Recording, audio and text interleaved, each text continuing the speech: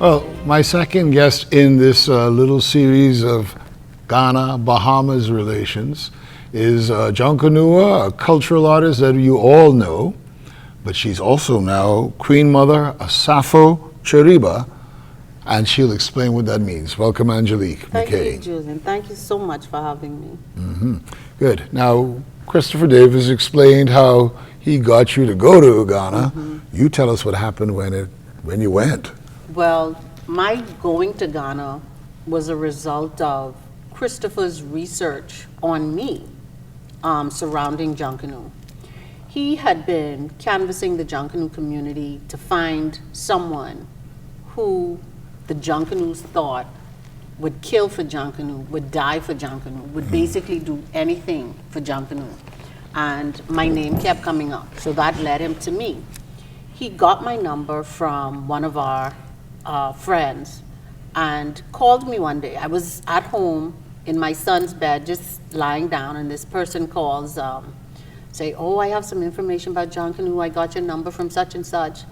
So I was like, someone calling me about Junkanoo again. And I started to listen because of the mutual colleague who gave him the number. And then he says, I've been doing research on Junkanoo, and I found the origins of Junkanoo, and I found the namesake of Junkanoo. He's talking really, really fast, right? And when he said he found the origins of Junkanoo and the namesake of Junkanoo, I sat up in the bed. He said, my research led us to Ghana, the Ahanta region, and we're getting ready to do a pilgrimage, and I was wondering if you could go. And I said, tell me when. Because the fact that he now found the root of Junkanoo, I was like, I have to be there. I have to go. I had never seen Christopher. I had never met Christopher, but I just said yes, because it was Junkanoo. And when we went to Ghana and I landed, I didn't know at that time, but as the trip progressed, I realized that I walked into my destiny when I landed. Wow. It was That's a very deep thing to say. I feel it and I felt it. And the longer we stayed and the deeper we went into Ahanta, the more at home I felt. And we did a session in Dick's Cove. And I spoke. I was to do a presentation, and everything what I prepared, it just didn't fit the setting. So I just switched everything and started talking. And at that time, I committed to them that I would assist in the development of a cultural heritage product for helping Ahanta. And so many things were just intertwined and connected that it's totally unbelievable. And with my committing that, my role, one of my roles as Queen Mother for Ahanta is to assist in bringing the descendants of Ahanta back home. I did not know that at the time, but I committed to help with that product, which is a vehicle to help bring people back home. Wow. Yeah, so everything has been so amazing. And if you had told me then that I would be in Ghana 2 or 3 times a year, I would have said no.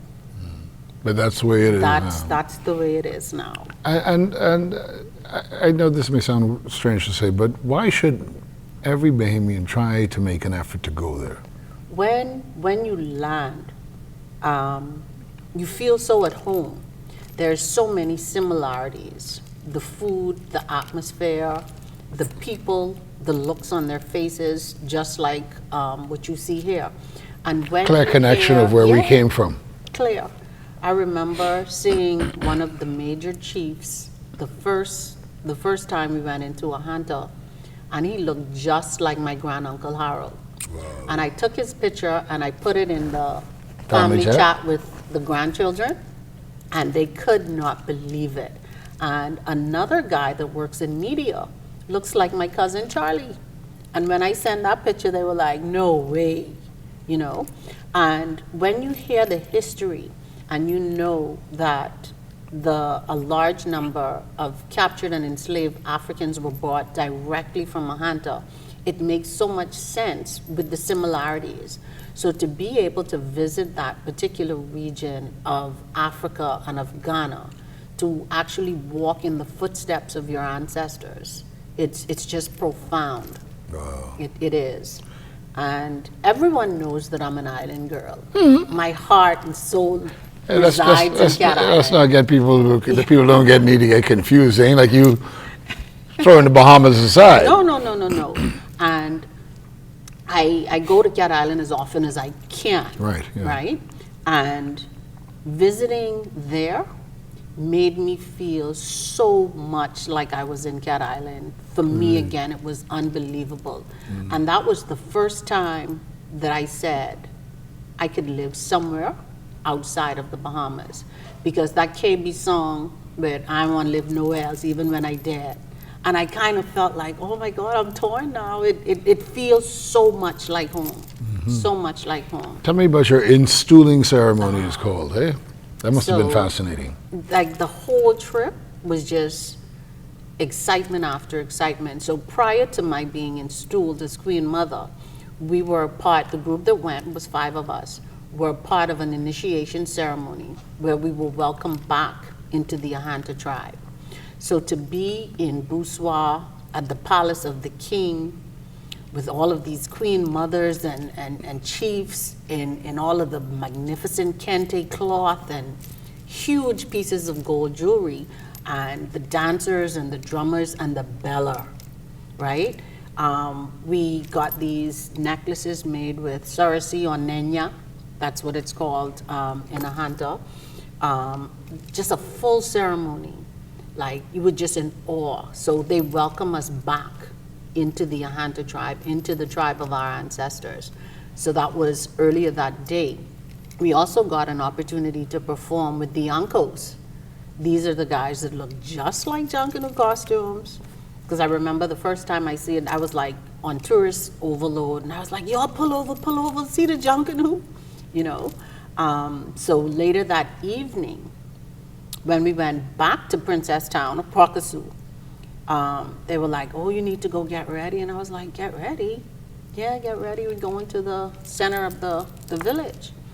And So you had no idea that. I didn't know at the time. Well, let's stop it right there and take a break and go into more when we come back. We're speaking with Angelique Mckay, Queen Mother.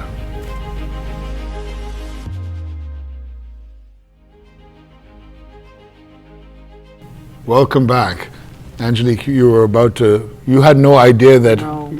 so you have to be specially chosen for this, right? Yes. What I want you to really stress to people, this is not a tourism exercise. This is something that they take very deeply, seriously. Very seriously.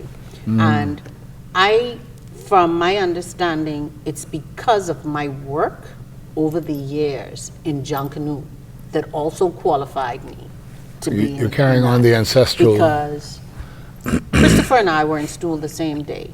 He was installed as Jan Kwao II, which is King of the Warriors.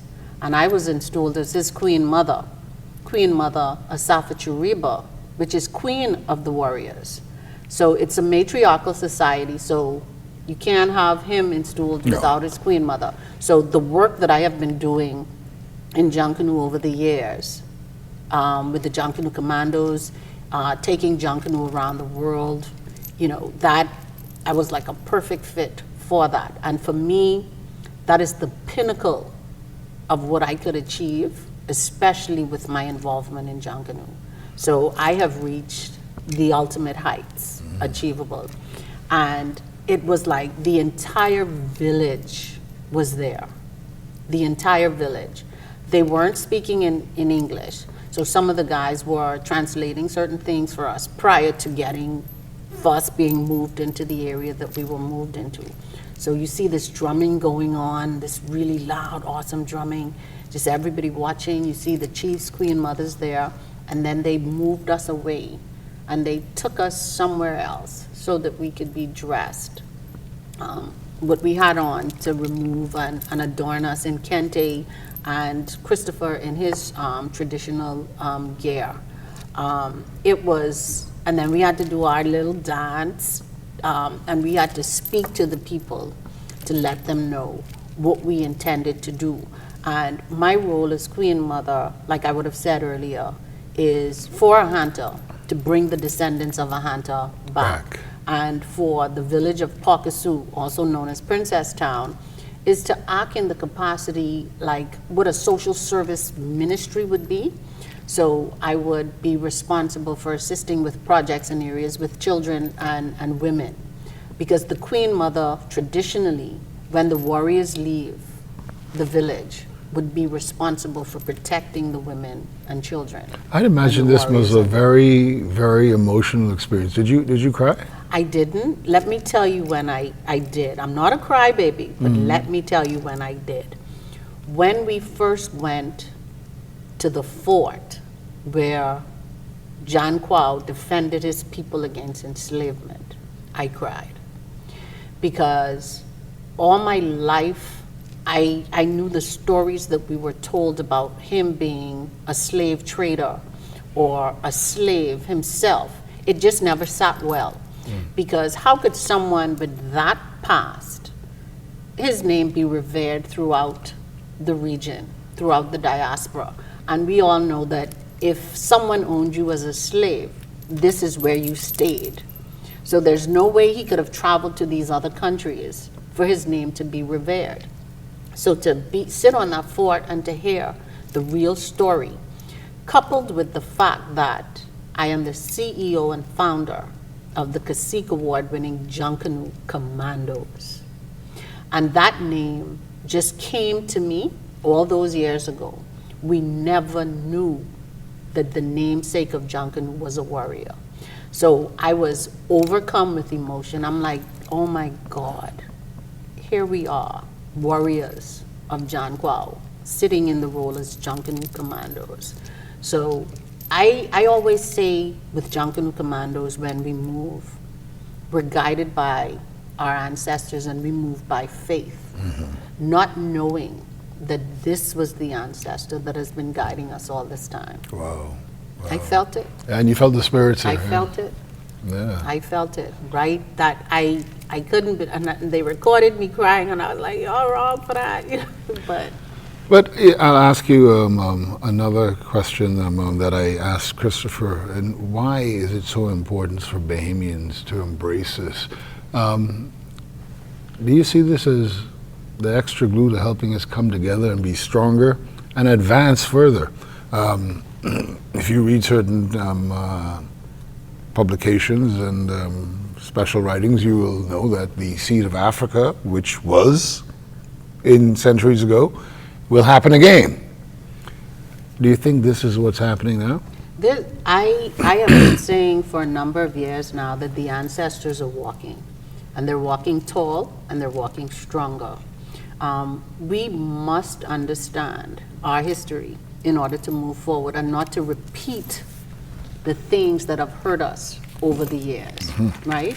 And I said, when you go there and you see what was done to our ancestors, and to know that many of them survived, the ones that survived were the product of the strong ones that were able to survive. So in order for us to be able to see our own strength and our resilience and how far we can go as a people when we combine our strengths is something that is desperately needed. So we must go back to move forward. Sankofa, we must. Now, your role is to take people back to Ghana, and you're doing it. I want to talk a little bit about that in the next segment, but anything else about the ceremony you want to say before we close this segment? I just want to say, not one day that I've been in Ahanta that I was treated or have been treated as an outsider. I have been welcomed as one of the children of Ahanta. So, and the ceremony was no different. I have pictures of persons who would have just met me, embracing me so tightly, welcoming me back home. Wow. You know, so I walked into my destiny. When we come back, we're going to talk about back to Africa. And let's talk about the food and the music, of course, and the obvious similarities, but some of the little nuances as well. Stay with us. We have more on Legends.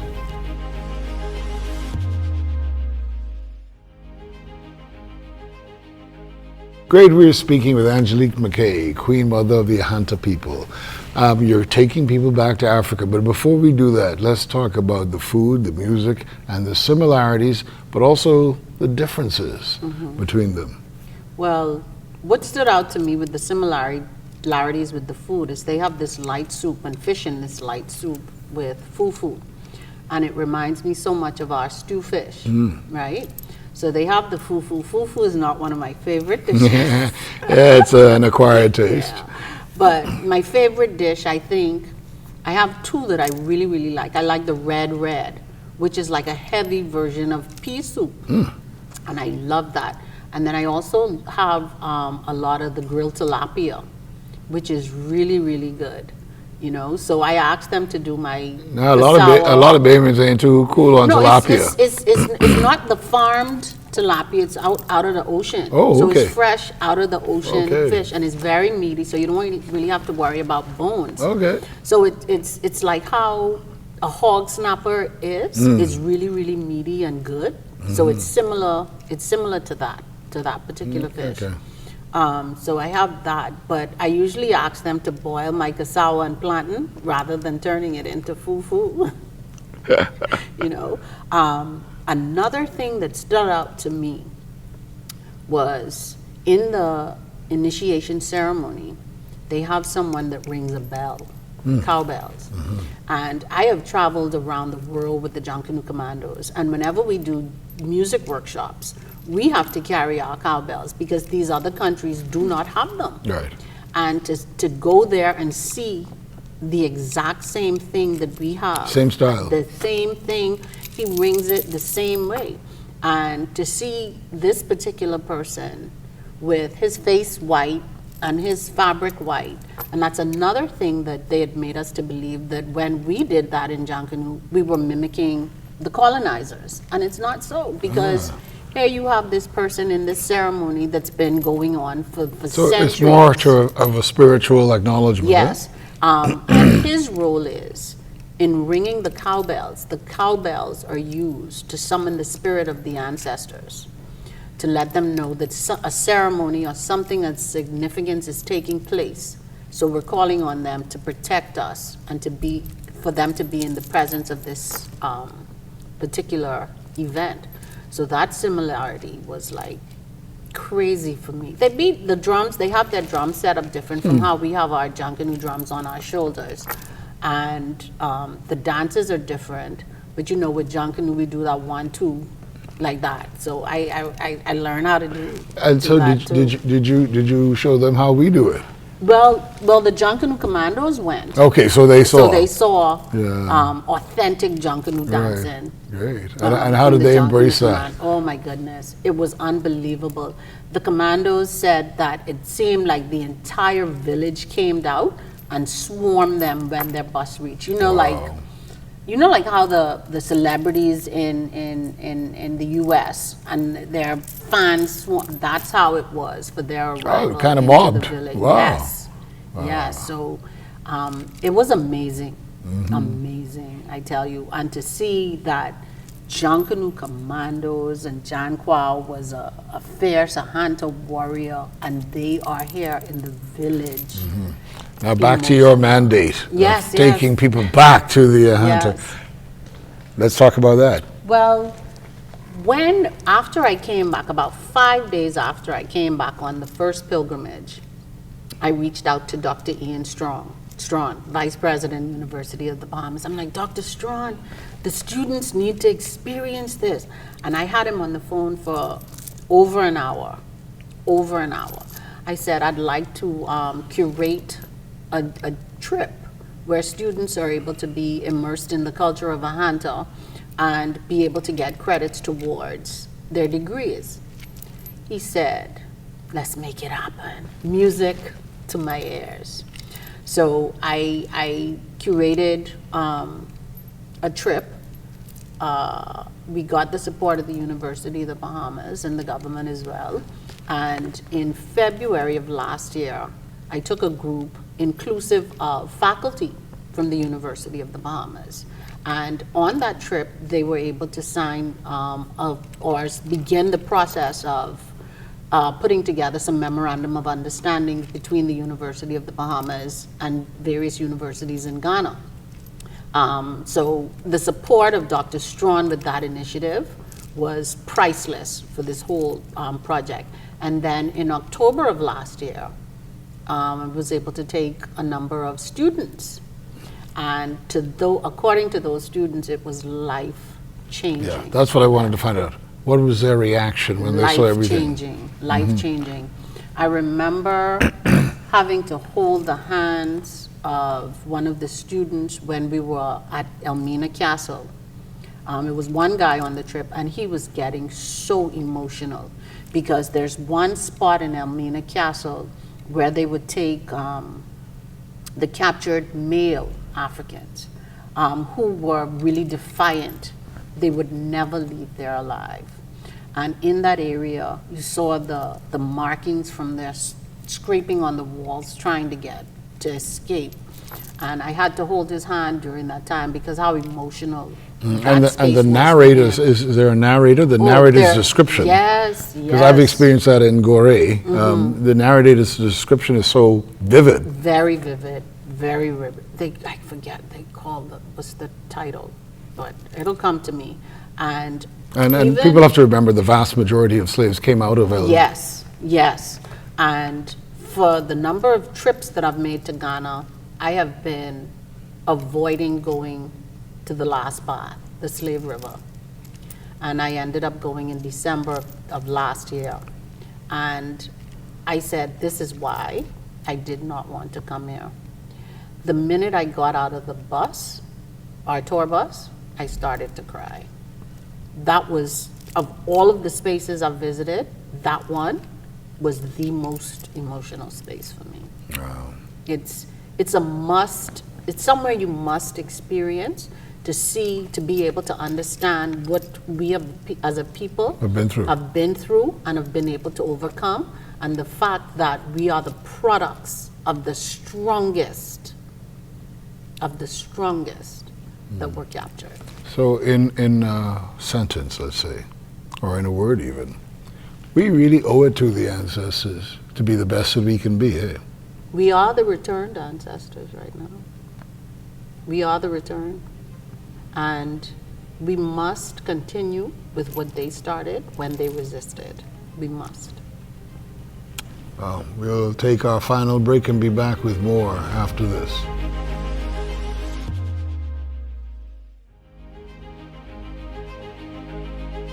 Welcome back, Queen Mother. I'll leave the last 2 minutes for you to say what you think Bahamians should hear as we embark in this new era of our relations with our ancestors. I think my parting words would be that every person of African descent should go and experience Africa, specifically Ghana, to see what our ancestors would have been through, to see the resilience of our people, because all of us today, when we look in the mirror, we are the product of the strong. We are the product of the strong. So I'll say, come go with Queen Mother to a hunter, because as a Bahamian, I am Junkanoo, and I am a hunter. Oh, thank you so much for being here on Legends. My pleasure. Good. You and Christopher Davis have taken things to new heights. And we'll see you again on Legends next time.